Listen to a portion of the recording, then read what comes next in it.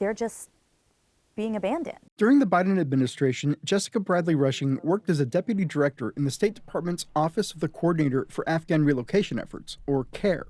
The office helped screen tens of thousands of former U.S. allies in Afghanistan and their families for eligibility for relocation to the United States. All that ended on Donald Trump's first day back in office. An executive order suspended refugee processing and travel. I know people, literally personally, whose cases were right at the finish line on January 20th. And now their families are stuck in Afghanistan and they don't know when or if they'll ever be reunited. Mohammed Rahimi was an attorney in Afghanistan who worked with U.S. forces. 10 years ago, he immigrated to the U.S. and became a citizen. Now he works with the Afghan immigrant community. So these people came to the country in a rush system. Some of them left their wives behind. Some of them left their husbands behind. Some of them left their kids behind. In June, the administration imposed a travel ban for a host of Asian and African countries, including Afghanistan. With only a narrow exception for some special immigrant visas, no one from Afghanistan can come to the United States. So now the majority of these Afghans who came to the United States but left part of their families in Afghanistan, they are hopeless, they're voiceless, and they're unsupported. Trump said last month the U.S. would honor its promises to its Afghan allies. We asked the White House about those approved to travel or caught in the middle of the process. A senior official says special immigrant visa processing is ongoing, but didn't say what'll be done for tens of thousands more Afghans who should be eligible to relocate.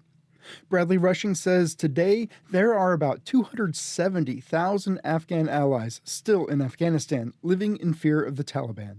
People who have at least deserve a shot at having their case processed. Not all of those cases will get approved, right? Yeah. But they at least deserve a shot to go through the process. A State Department spokesperson says the policy changes are part of the department's new America First foreign policy. UC San Diego professor Barbara Walter says to understand why this is happening to Afghans, you have to understand what's driving it. Trump and the MAGA movement is really underneath, in part, a white Christian nationalist movement. And when they say American First, one of the things that's included in that is that America remains dominated by white Christian and men as well. Walter's an expert in violent extremism. Her book, How Civil Wars Start and How to Stop Them, explores threats to American democracy. She says a political backlash to shifting demographics in the U.S. is a major threat to democracy.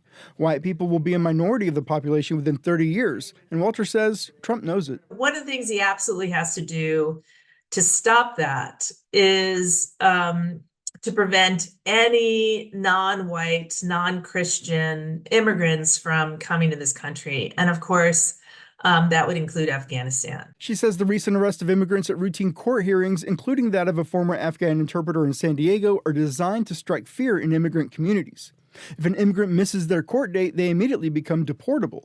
But if they come to court, they risk arrest, even if they're in the country legally. This whole thing of trying to criminalize these legal Afghan refugees, trying to, force others who otherwise would have fulfilled the terms to break them. I mean, that's a classic tactic of authoritarians. It's weaponizing government against its citizens, when in fact, in a democracy, government should be doing the exact opposite. Sean Van Diver is co-founder of nonprofit Afghan EVAC. He says until January, Operation Enduring Welcome was working, but now the U.S. is failing its Afghan allies. Enduring Welcome is by miles and miles the safest, most secure legal immigration program in our country's history.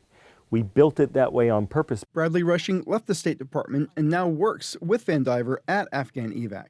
These are people who risked their lives on a daily basis because they believed in the U.S. mission in Afghanistan, and we know who they are. The State Department officials in charge of Afghanistan policy and refugees declined requests for interviews.